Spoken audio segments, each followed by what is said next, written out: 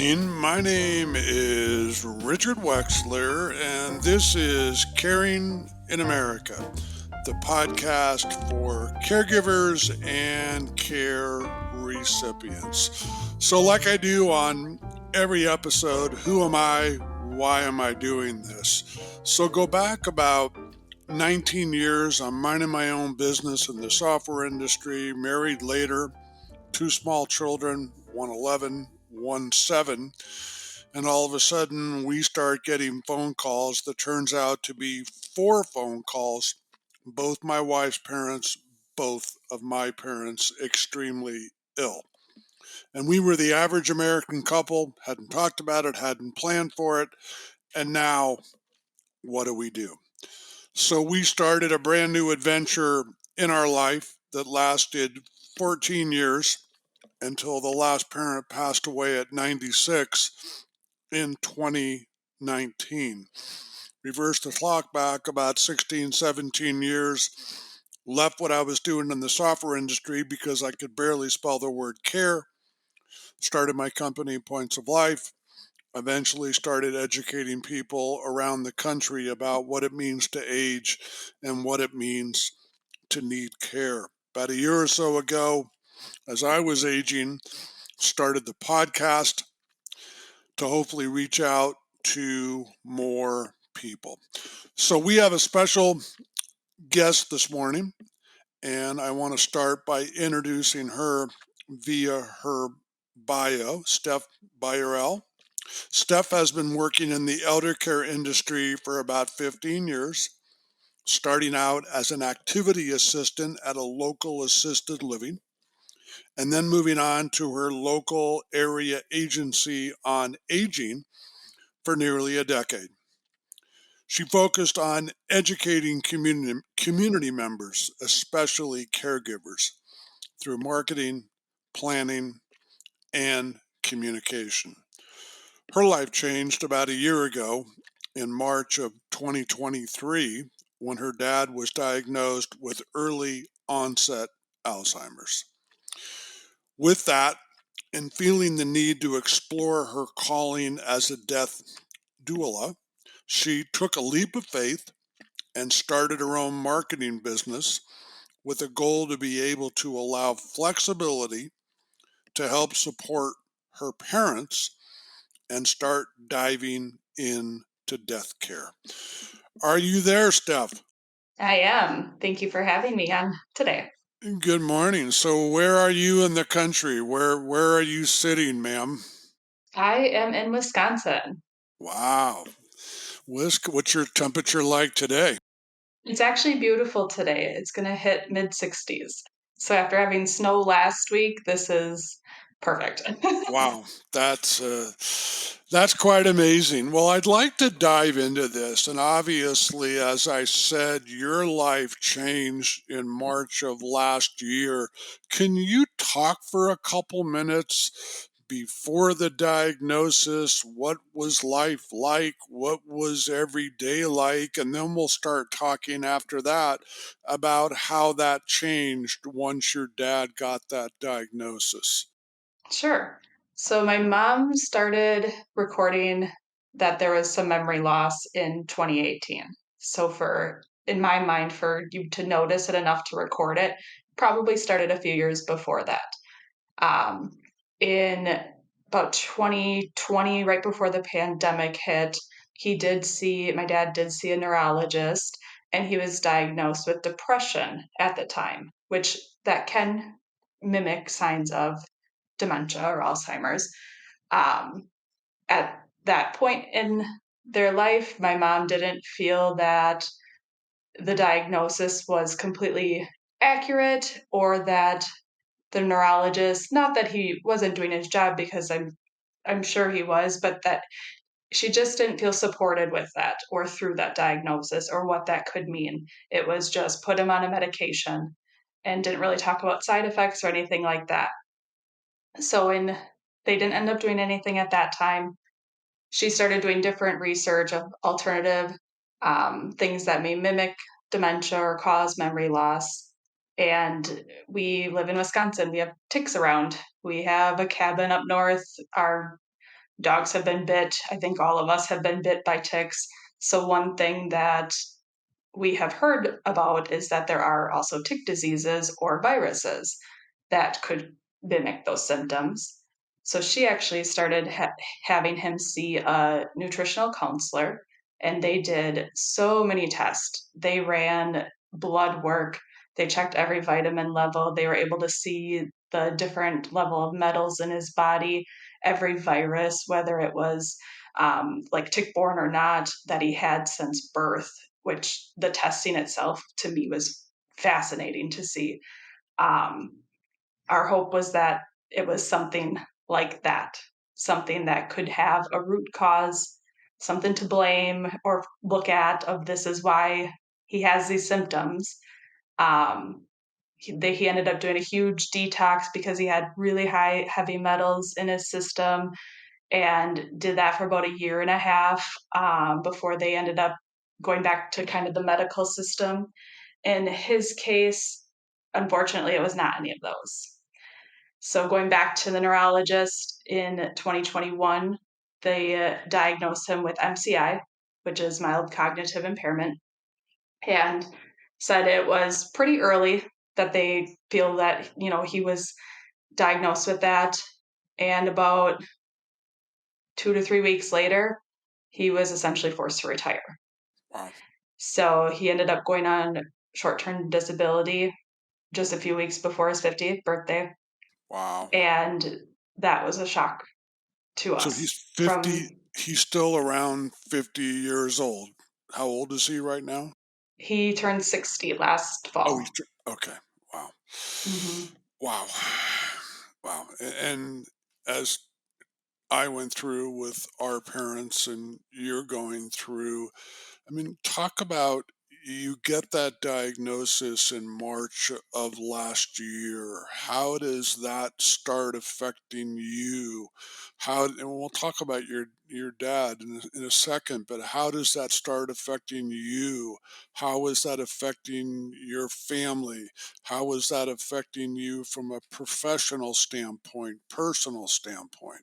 I would say that leading up to the actual diagnosis, because I have had experience of being around people that have had dementia and Alzheimer's. My grandpa had the disease for about 12 years before he passed away. Wow. Um, so kind of knowing of what to look for, it we knew that that's probably the path we were looking at. Um, Getting the actual diagnosis was easier in some ways because it helped with being able to fill out like disability paperwork with how young he was and still working. That was important to have a diagnosis that would qualify for long term disability. Um, but on the emotional side, I thought it would be easier because it's like, yep, this is why this is happening, or this is what's causing behavior changes, communication changes, things that he used to enjoy, maybe he's not anymore. But I mean, it breaks your heart. What is daily life like for him now compared to before? He worked prior to this diagnosis, he worked two jobs since I could remember. Um, they I've been very fortunate to never have to worry about food on the table or roof over my head. We did things in summer, we had vacations and everything, so that was important to him. So he always had two jobs for my whole childhood and everything. I think he retired from his side job when I was probably 25. Um, Now he actually about 2 months ago started day programming 2 days a week, which has been wonderful. He enjoys it, which is great. They play games, they have snack time, they have socialization, they do walks, they have exercises. So that is fantastic. And then he also volunteers with where I used to work 2 days a week as well in a position that's very repetitive. And they have been amazing and accommodating and working with him on just giving like one task at a time and repeating instructions as needed. So that has been very helpful in keeping him socially engaged. When you look at him on a daily basis, is this still dad? Has dad changed? Do you know right away something's going on? Do you potentially not think about it? Talk to me about that if you're comfortable. Yeah. I would say that from professional versus my personal experience now is it is much easier to set boundaries and to like hold back emotions if you're working with a resident or families. You can't do that with somebody that you knew your entire life. So I remember some of the families at the assisted living I would work at, I would love their parents. Like they were so fun and so sweet, and they would make comments of, but it's not my mom. It's not my dad. That's not who I knew. So now I'm seeing that side of it. Um, and even though my brain can comprehend that, your heart doesn't. Yeah, So it's really hard to separate that. this is dad, and Yep. dad's different. And Mhm. to have this diagnosis, so if I'm correct, was he still in his 50s then when the diagnosis took place? Yes, he would have been 58.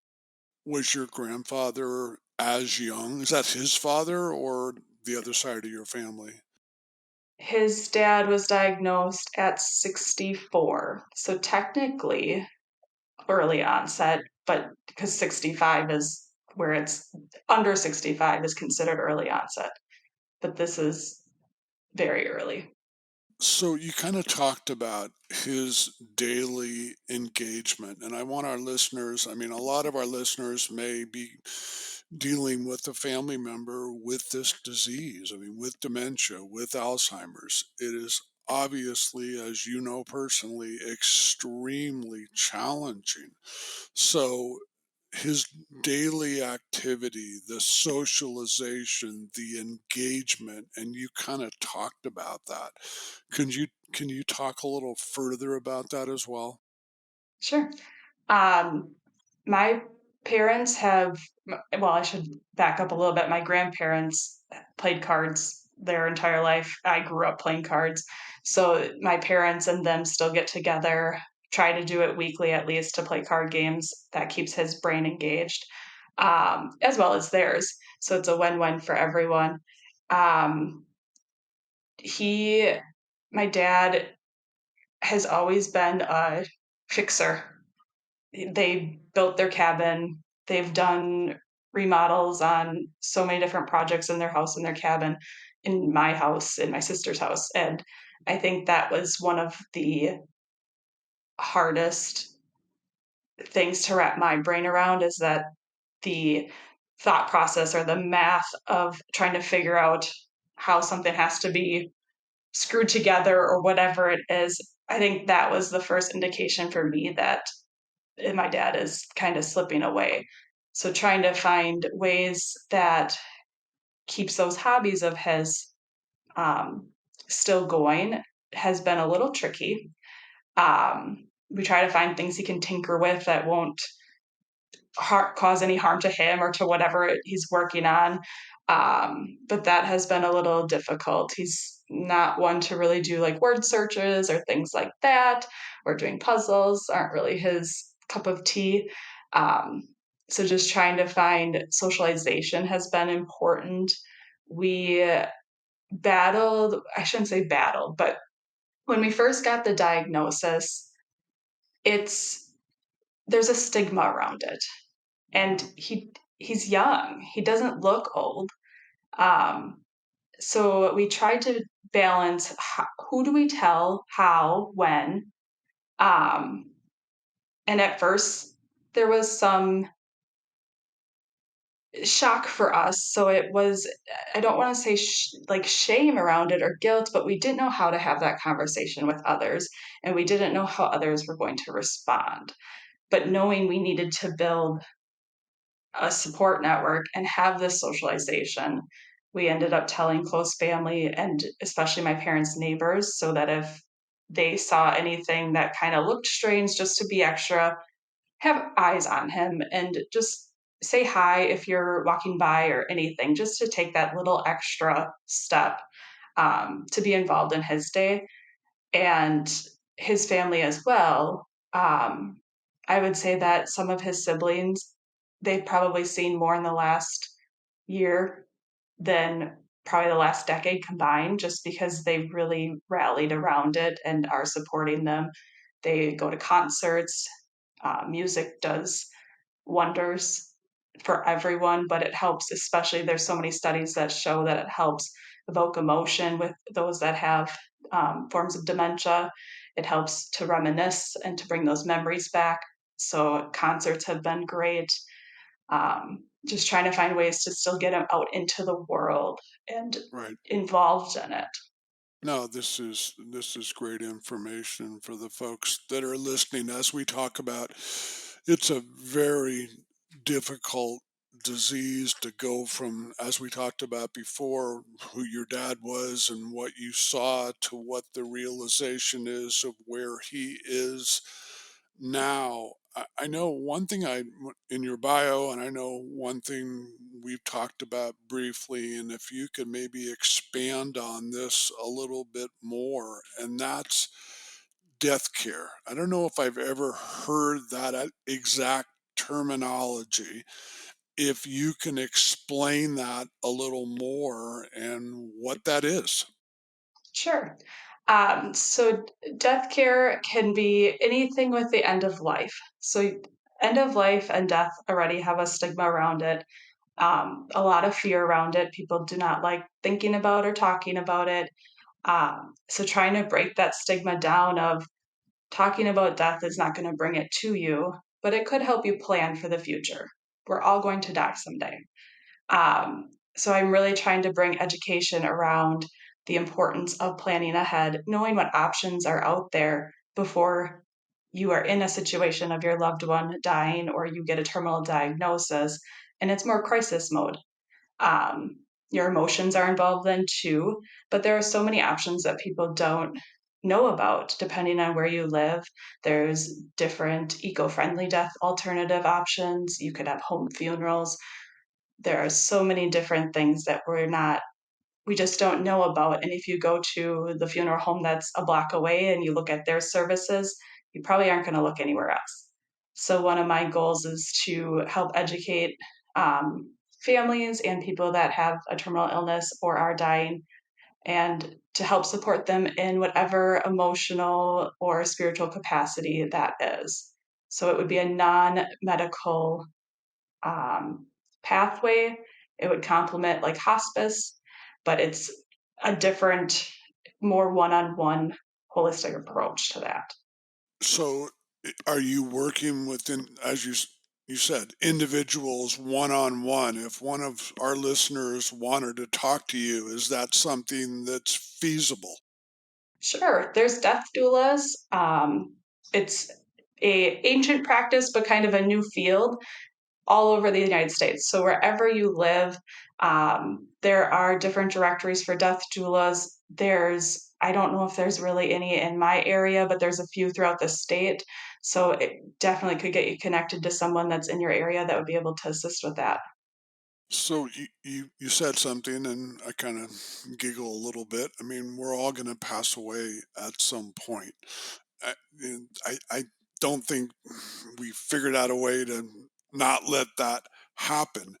Is there some I'd like to start with this advice, and then maybe some advice and thoughts you have about the situation with your dad and Alzheimer's. But is there a time that people should start looking at this death care?